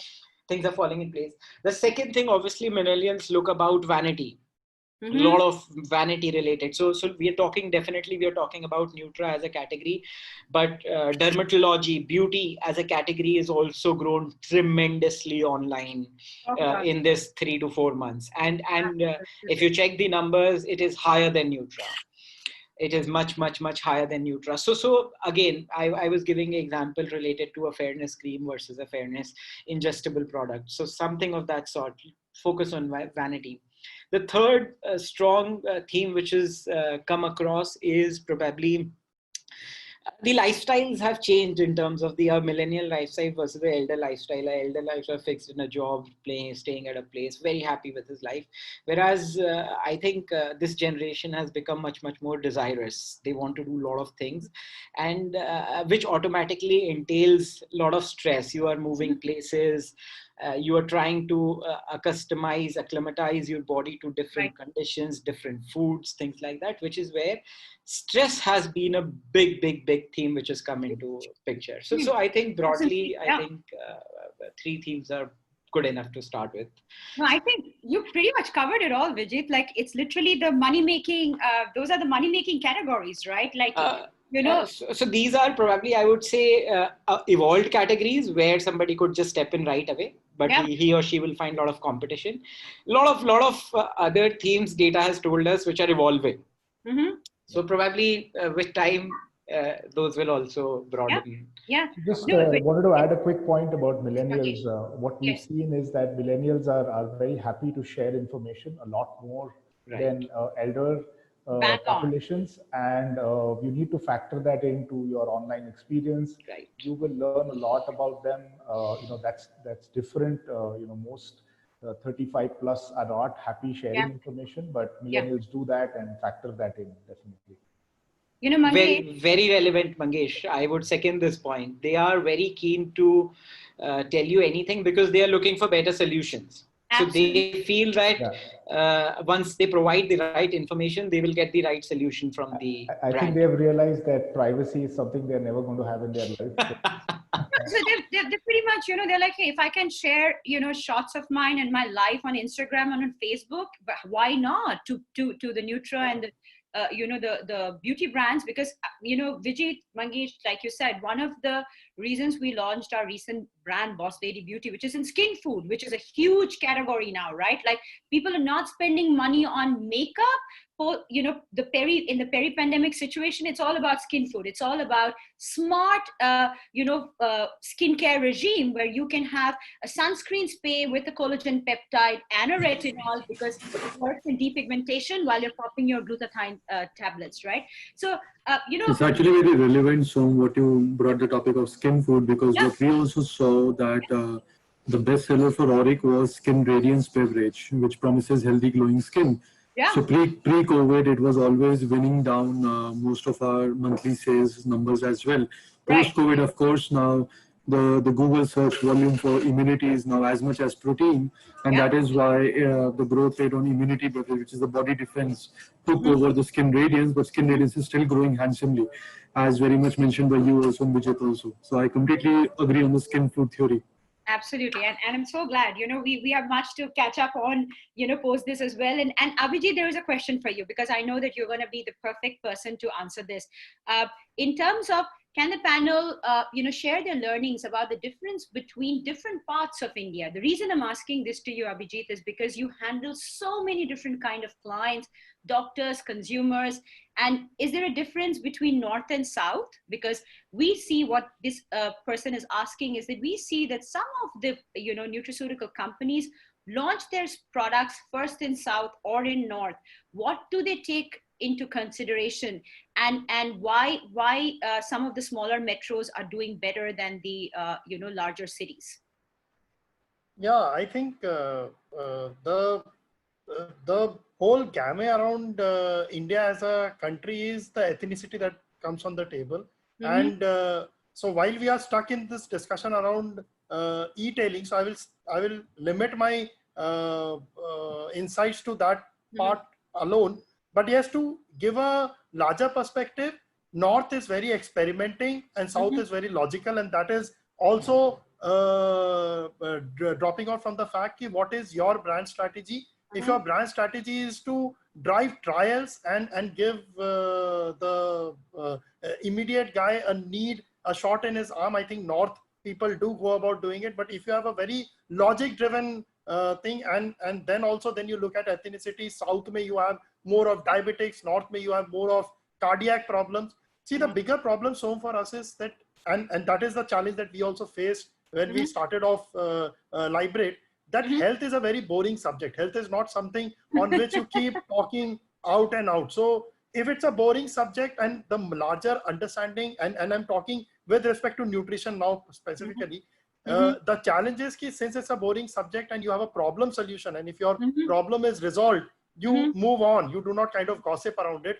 And nutrition, the bigger challenge is that the thing is not measurable. It is a long-term benefit that you come across. So I would rather suggest that if we are looking at building a nutrition business through eTailing, we have to figure out the reasons to win. We have to figure out that what is it that is going to give us the difference? How is it that we are going to use? So one thing which is very important that we need to understand, how did India or the brands get built in India? So when initially we got the traditional way of building, which is the general trade, over there you have stakeholders. You have a distributor, retailer, and a wholesaler, and generally if you put in media or if you give trade margins, you get placement, and then he pushes. When modern trade came in, people thought that was the way ahead, and then modern trade you started getting premiumness and you started getting assisted selling, and those things changed with geography. So it was, again, in North, it was more in terms of glamour, and as Vijit was rightly mentioning out right now, that the beauty industry, if it is going to take a shot in the arm, I think these are the places where they, or the ethnicity actually drives that. But then, and before e-commerce came in, you had those specialized modern trades. You had the health and glows, and you have the maybe the fitness stores. So over there, you see they have built brands only out of that. So maybe, I think, let's take an example of Epigamia. So Epigamia built itself all around modern trade. Is it profitable? No, it is not. But it is it scalable? Yes, it is. So today Epigamia is it's more than 100 crore brand, or close to 100 crore.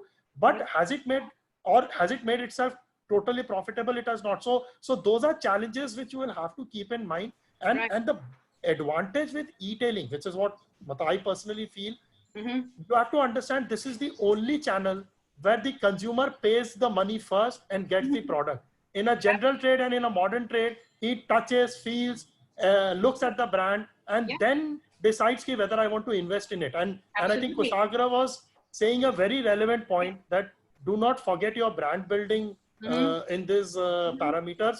It is in e-commerce, maybe you get opportunity to put up content, put up claims that are not over the top, put up testimonial videos, maybe also put up a lot of influencer marketing, blogs. Packaging is very important. I think the way somebody was just chatting, I think, but the way your product reaches your end user, when he's buying in modern trade, he is very, very clear what he's buying. But if you have a bad partner, and that bad partner screws up the whole experience for you when it reaches over there, then your whole, half your battle is lost. The user is already gone. So I think these are very important points when you look at ethnicity in India also. And you have to keep those larger points into play when you are designing your e-tailing strategy per se.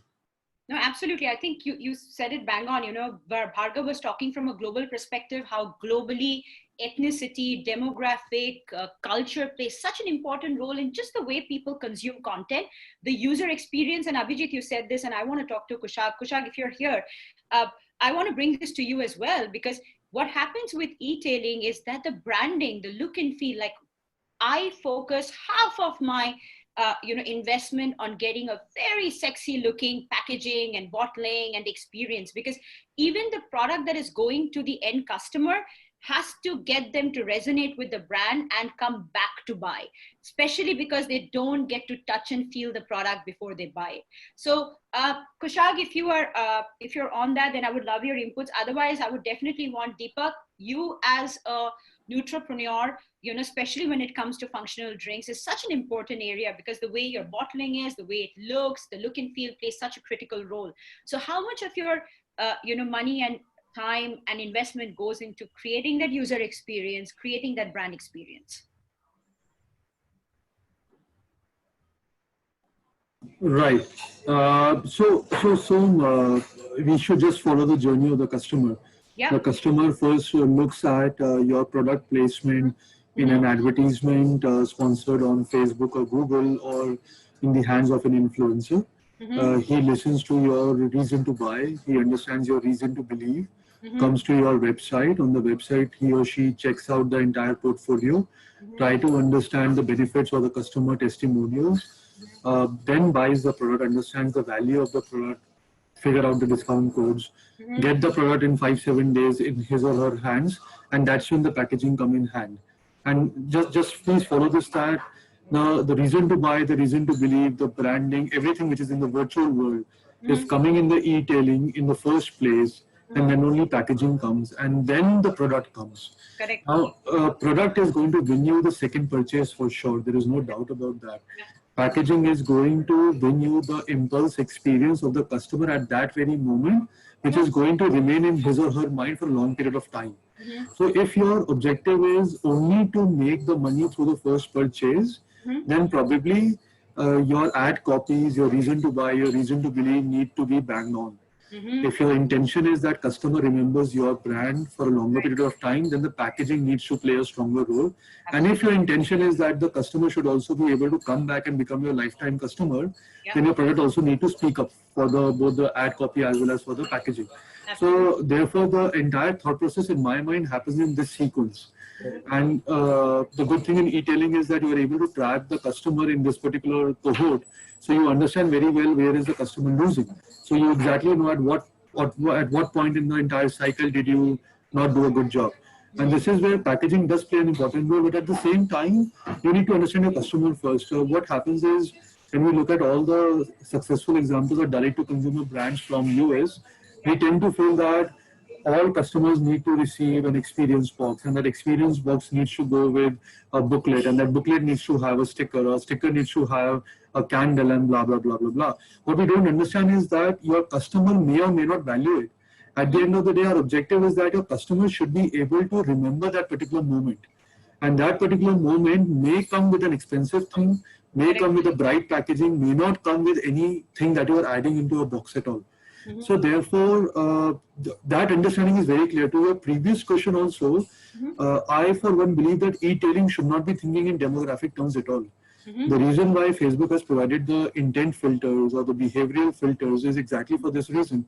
Mm-hmm. There are people who are health conscious, and that health consciousness may exist in South India, Mm-hmm. it may exist in a small city in South India, it may exist in North India, it doesn't matter. As long as your packaging is speaking to your customer, Mm-hmm. the tier of the city or the financial strata of the city or the age will not matter. For example, today I am clear that I am trying to bring Ayurveda to a 20-year-old to a 35-year-old. Absolutely. At the same time, I am clear that the health consciousness does not know any metropolitan barriers or financial barriers. You Mm-hmm. can be a health conscious person even in a tier 4 town. So as long as your product and packaging is speaking to him, that's fine. So from that perspective, one, we need to prioritize the sequence of events that we're taking care of. Of course, if we need to do all four, we need to do all four. And Yes. the second thing for me is that you need to understand your customer first in order to be able to design the Mm-hmm. packaging. For Mm-hmm. example, today I know for sure that only 1% of customers look at back of the pack. They're Mm-hmm. not going to read the ingredients. Now, you might be a clean label brand, but you need to bring the customer's focus on the purity of your ingredients from the front of the pack or from the experience in the box or from the ad copy. It Right. cannot happen from back of the pack. Now, those are small things that matter a lot when you're deciding the reason to buy and the reason to believe for your brand. Mm-hmm. No, I I think think just one thing to add to yes, that I want to is, come to that. Come to you, sorry, Mangesh. yeah, That I sure. wanted to, because Deepak made some very, very important points, because when the whole idea about e-tailing is breaking those barriers, the importance of the experience. And Mangesh, I want you to touch upon this also, and don't forget to also talk about, because Industry 5.0 is about hyper personalization, right? That is the whole context of it. With COVID, it has become a mandate. So also do talk about it, while you're answering this question. Yes, absolutely. Actually, that's exactly what I wanted to kind of say, that the customer is no longer going to have a monolithic single experience when Mm-hmm. it comes to digital, right? Mm-hmm. You could have a metropolitan customer go through a Mm-hmm. completely different digital experience, and you may decide to take it one step further into packaging as well. Right. But digitally, it's fairly straightforward today on the right platform to give a completely different experience to two different cohorts of your customers, although they're buying the exact same product, right? Correct. And that is very important to understand. And I think Deepak made a very valid point that it's no longer about age, city, all of that anymore. You know, you have two people, very different, behaving the same way. And if you let the data kind of pick your segment and cohort, you can give each one of these cohorts very different experiences. No, absolutely. And I don't know whether Kushag is still there, but I want to throw this open to all of you guys. Before that, I think Arun Kelkar is asking me whether are Indian products consumed by Indian communities in US or Americans also used? Arunji, Americans love Indians more than even we appreciate ourselves. And that's the truth. And that I'm telling you from the data, because we sell so much more. So our almost close to over 75% of our sales are American buyers who are buying from us, and the remaining is Indians. Of course, the Indian community in United States is very, very strong, and they have a very strong voice, to influence the buying behavior. But when it comes to online, it is the stickiness with the brand, and people prefer it. So coming to the question, one of the listeners is asking, and it's open to you all. Can the panel share their learnings about the difference between, no, hold on, there's another one. Okay, sorry, this is Karthik, my apologies. This is Karthik. What is the time frame consumers are normally willing to wait before they decide whether the product is working or not? Which means how much of a leeway do the consumers give you when it comes to eTailing, right? Has it, in terms of the Nutra market being preventive, may take longer time because it is over a time discussion. Therefore, doctors who tell the customers that the product should be taken for 4 to 6 weeks for a desired result versus the consumer himself deciding. So basically what we're talking about is that prescription versus the user's decision to buy the product, and therefore the willingness of the time. Because when the doctor tells you 4 to 6 weeks or even 4 months, like, for you to see results, you typically tend to follow because it's coming from the doctor. But when you're buying private label online, how much time frame are you ready to give? So if you guys can share that. And Deepak, while people are answering and you are answering as well, everybody is asking for your website address. So if you could just put that on the chat box, we'll be really grateful. Each one of you, your website addresses as well. Who's going to go first? Abhijit, Vijit, Mangesh? Yeah, I think so. Yes. So largely, I don't foresee a difference for the user to give you that leeway if you are buying on an e-tailing versus, which is what Mangesh or Deepak were also trying to tell, that if at all you as a brand are promising something, stay true to that promise and say it boldly. So if you cannot regrow the hair in 6 weeks, do not make that promise and tell very clearly that this is minoxidil and you can take it and it will take about 12 weeks for you to show results. Then if the user comes on board, he will wait. And we have seen this with multiple. So as I told you, at Liberate, what we tend to do is take up the brands, take up their strengths, and use the benefits of modern trade with influencer marketing and the assisted selling, and promise what the brand actually has in its claims, rather than over promising it to do a sale. So if you are doing that right, then the first part, what Bhargav was also saying, experiment, or Mangesh was saying that experiment and get it right before you kind of blow money. So this consumer behavior does not change whether you are doing a e-tailing promise or you are doing a TV ad promise or you're doing a print media promise. Do the right promise. I think then the consumer will be ready to give you that time. And if you can use influencers, well and good, then it further helps you. That's, I think, the larger point. Okay, wonderful. Bhargav, before you leave, I definitely want I know you have to go for another meeting, but I want your closing remarks, because if somebody has a question specifically for you saying that I want to start on Shopify, could you tell me what kind of cost consideration should I keep in mind if I want to start with India alone? Because like you said, all the tools can be provided by Shopify. So what kind of a cost should they keep in mind and get started? And also, if you could leave your contact details, Bhargav, so people can reach out to you. Yes. Sure. So the costs are pretty less for a software as a service kind of a platform. So instead of making a capital investment in technology, you can pay a monthly rental for using Shopify software. So these subscription-based softwares like Shopify's pricing starts at $29 a month. So almost at like 2,000 rupees, you're able to build a website and get started. That's, I think, quite affordable. And you probably have to invest some money in getting the right content out. So spend some money in getting the right photographs and getting right content written for your products. Like Mangesh mentioned, the storytelling aspect is super important if you want to, if you want to really make a great presence online. So invest in those things, in making a good brand, and so that your product gets that right recognition. The technology costs should be something that should be as minimum as possible. So like I said, Shopify starts at $29 a month. You can get that. And I think another part of this would be the payment gateway pricing. And you can go for various kind of payment gateways like PayU or Razorpay. And these are quite popular payment gateways, on Shopify. And logistics, obviously, you would have to ship the product to your customer. In India, cash on delivery is quite a popular system. So you can check out companies like Delivery or Blue Dart or Ecom Express, which will allow you to do that. All of these are integrated with Shopify. So you can just plug and play and get started. So I don't see a big capital investment. It's a do-it-yourself platform. You can build the website yourself. It should take you less than a few hours. But if you do not have the time or do not have any technical expertise, or don't have the vision of how a website should be, then you can hire a Shopify expert for your, to take care of end-to-end of building your website on Shopify. You can go to just Google Shopify experts or experts.shopify.com, and there's like 100+ agencies out there who can get you started on Shopify. That is if you don't want to build the website yourself.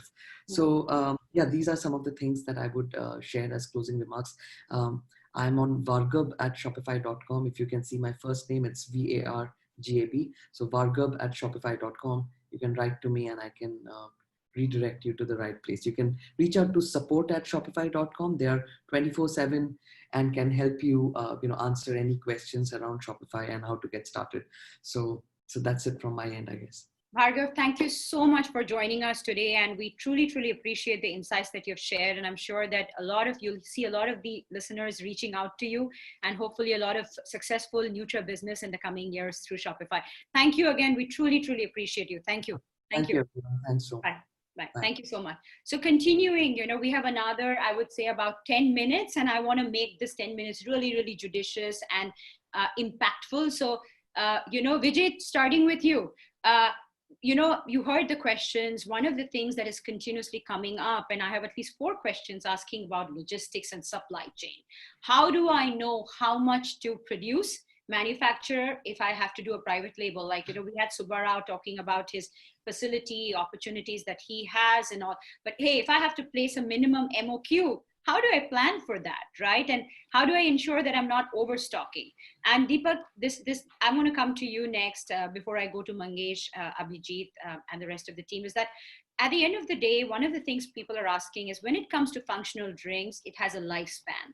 So same thing that Vijit, I'm asking Vijit, I'm going to come to you on that. So just keeping you posted, because these are some of the things people are asking. Vijit, over to you. As in, what do you want me to answer first? As in, should we talk about the stickiness of the product, which we were talking about, what you're talking about?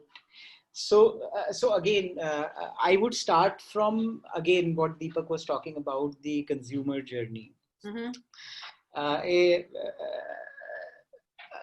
What happens is, typically, I learned this in my Procter & Gamble days, and it's defined as the ZMOT, FMOT, and SMOT. It's the 0th moment of truth, the first moment of truth, and the second moment of truth. A zeroth moment of truth is something where a consumer becomes aware of your brand. It could be the ATLs or wherever he might have come across your brand at a friend's place. First moment of truth is when the consumer interacts with the product, and the second moment of truth is when the consumer uses the product or consumes this product. All three have a different role to play. Now, zeroth moment of truth is just seeding the consumer in the mind that something of this sort exists. This has been exemplified in the online world by influencers, or at who is consuming the product. It just creates that kind of brand trust or the product trust which comes in. Absolutely. The FMOTs have been divided into two streams, I would say. Earlier, it used to happen here. We went to a supermarket and yes, we saw a rainbow of products and suddenly we find something unique, we pick it up, and that was the first moment of truth. Now, what happens is the consumer comes across the product page on the website or the product image. So that page is very important. Which is where what probably Deepak was talking about, that consumers do not read the BOP and they read the front of the pack. This page is where you can make people interact with a lot of things. And this is where the expectation settings happen. This is where the whole engagement happens. So this is the place where you need to understand which category of the product you are operating in. So the way I defined is that one is an indulgence product, one is a functional product. So a probiotic chocolate, somebody might be consuming it from a indulgence intent, or a dairy milk being consumed from an indulgence intent, whereas a vitamin, or let's say a collagen, being consumed as a functional product. So both the products pages need to communicate very differently. So you have to be very clear as to who is your core audience, who you're talking to, and what is the intent of that audience who is buying this product. And that is how it needs to communicate. So indulgence is more as you play on vanity and beauty and things like that. In functional is wherein you need to set the expectations right in terms of the dosage, when to consume, how much to consume, in terms of what gratification to expect and how much time to expect. If all these are set initially, you will see a strong stickiness to the product in terms of, and probably consumers also analyze what I have come. There's no strong data to it to back this up. But again, what I've realized on a broad data is that consumers understand, the more transparent you are in these, consumers understand that you are more genuine, and the conversion rates are better if your targeting is good. Absolutely. And the second part of FMOT happens when the product is delivered and the consumer opens the product, because e-commerce, it's very easy to return the products. So you don't need to keep them with you. So which is where if you have if it's a very, very indulgence oriented product, then this has to be a strong wow. The delivery has to be strong wow. If it is a functional oriented, a mid kind of thing could work. But again, the better it is, the merrier it is. And then obviously the third part, which is the SMOT, which is the gratification bit, which is when the consumer uses the product, what kind of feeling he gets, what was he expecting for the product, and does he reach that. So for example, let's say a multivitamin, let's talk about, one might have an intent, I'll become a Superman after consuming a multivitamin, and one might feel here, I'll consume multivitamin, it'll just set my nutrition levels in the body fine. Now, the person who's expecting that I'll become a Superman would always just fall off from the product. He'll try to consume it for some days and fall off from the product because he'll not feel any difference. Correct. Whereas a person who's just trying to think functionally that yes, I'm consuming this from a nutrition perspective, has more propensity to stick to the product, consume the product, and probably stay with the product. So that is. And the third part was primarily the last bit that we were talking about, just to directly answer the question in terms of what do you see in terms of, do the consumers stick to the product or do they don't stick to the product? See, the millennials and Gen Zs are experimentalists. So your product need to talk. Either ways, it needs to hit the emotion quotient or the logical quotient, and it needs to talk. Now, a person has to get that sense in a linear way with every dose. Yes, something is happening to me, or some emotion is being satisfied. Otherwise, your play is gone. Absolutely. So Mangesh, Deepak, functional drinks. So lifespan planning, and then I'm going to come to Mangesh on the closing remarks, because we have another 4 minutes, because Amit has already told me 4 more minutes, Shom. Shom can go on. So he's like, no, stop it. Okay, so I'll take less than a minute to answer this question. In case of e-tailing, when the demand side drivers have been put into very small buckets, you can put as little as 500 rupees on a Facebook ad campaign, or you can put as much as 50,000 rupees also on a Facebook ad campaign. The same way you need to think about your supply side drivers. Otherwise, the benefits of being in an e-tailing does not exist, which essentially means that if you are operating at a minimum order quantities anywhere more than 30 days of your demand drivers, then you are in a bad place. You are actually not the right person to be running the e-tailing, at least in the 0 to 1 stage, because you don't know which drivers will work for you. You don't know which drivers will work for you for how much time. Right. And that is why for e-tailing, it is best to look at two things. One, how can you get your MOQs sorted out to less than 30 days of your demand drivers? And number two is that at that higher cost per unit cost, can you still make money from a unit economics perspective? Because the moment you're going to reduce the MOQ, the price per unit that the factory is going to offer is also going to increase. With these two things keeping in mind, it is not going to be a challenge at all. So today, we have a shelf life of, for example, 10 months. And we have been able to achieve that shelf life without any need for chemicals or preservatives, because the answer was very simple. Sugar is the reason behind the growth of bacteria. The moment you remove the sugar from the product, the shelf life is going to improve. Absolutely. That is one of the simplest way. Now, at the same time, for us, we don't claim our shelf life to be 9 months or 10 months, because already when we claim a shelf life of 6 months, customer के दिमाग में doubt आना शुरू हो जाता है कि in the world we have not seen enough natural products with a higher shelf life. How can this be possible? Right. So from that perspective, making them understand that sugar is the reason for your bad health as well as it is the food for the bacteria is difficult for them to understand. And that is why for you the simple answer is, can we get our MOQ sorted to less than 1 month of a demand supply? If the answer is yes, don't worry, your shorter shelf life is not going to be a problem for you. Today we have been working on first 3 months shelf life for the first 1 year, and then 6 months shelf life, and I can tell you less than 1% of our products have ever gone to expiry. So I don't see it as a problem at all. Absolutely. I think fantastic, Deepak. I think that was so insightful. I think it answers questions of a lot of people, because, there's so much of lack of awareness and knowledge, even within the industry, that what actually improvises shelf life, and this whole concept of shelf life is actually not about just functional drinks. Everything comes with a shelf life. Some of the probiotics have less than 1 year of shelf life because of the strain and the potency and the environmental factors, but we oversee that. So I think that awareness has to build in. So Mangesh, we have another minute and a half for you to give us your insights as to how all of this comes together, and at the end of the day, how everybody can benefit from, this whole Nutra. I would say it's a Nutra revolution. We are in the mid of a Nutra revolution, and I think we're all loving it, but we just all have to come together to make this really work. Yep, I now have less than a minute. So go on. I think Amit will not disconnect us. It's okay. No, so very quickly, we are having a detailed session next Tuesday. Yeah. A lot of questions, about how to get started and all of that will be answered. So that's 10 seconds there. But the balance 45 seconds odd, I would just like to focus on the fact that there are multiple aspects to growing digitally. There is acquisition, there is experience on the website, there is logistics, there is understanding the consumer. So going down that journey, just make sure that you have thought of all those different pieces.